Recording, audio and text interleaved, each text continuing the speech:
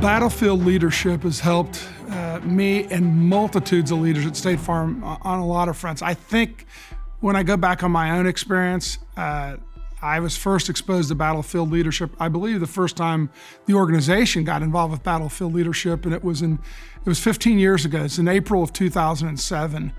And it was a really important time in our company in the fact that we were transitioning leadership groups.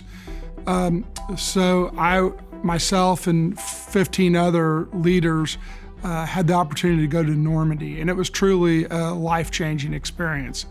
But what, as I look back on it, there were so many great lessons, but the fact that we could be in a room with, an academic lifetime military career officer on one hand, and then a business person who kind of understood what we were trying to achieve, and kind of go through the whole experience of Normandy together, really bonded and shaped that group, many of us which still work together to this day.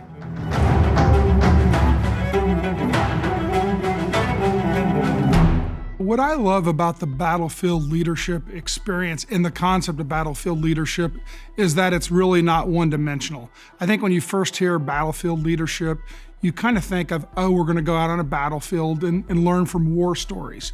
And certainly going out on the battlefield is a big part of the experience, but that's only a part of the experience.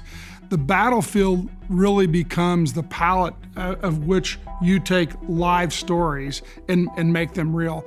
On the other hand, what I like about it is not only is there a trained military, a lifetime career officer helping you, but on the other hand, there's a business leader who, before you go to the experience, has really talked to you and other participants to try to find out what it is that you want out of that experience. And when you meld those two things together, the fact that you have someone who knows that battlefield and the stories like no other, and then secondly, a business person who understands what it is you're trying to get out of it, and you put those two things together, that's really the secret sauce, in my view, at battlefield leadership. That's what makes it special, and that's what makes these learning experiences become learning experiences of a lifetime.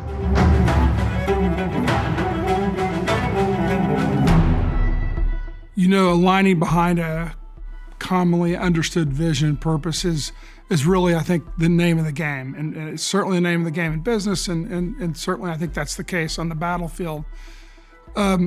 It's helped us a ton here as it relates to focus on the right thing. And, my battlefield experience here that meant so much to me was in Gettysburg. And going back to day one at Gettysburg and thinking about kind of all of the what looked to be little decisions at the time, right? Do we attack or don't we attack?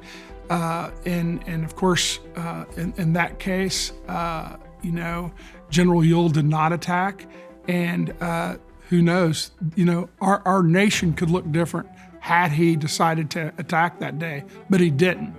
And so I think of commander's intent, and if you're going to lead in any organization at any level of leadership, and you have people behind you that aren't really crystal clear as to what it is you're trying to accomplish, or what your objective is, or what you want to do, and why the order of things are the order of things, then it quickly turns into chaos. And I think the whole concept of command intent is something that I took to right away.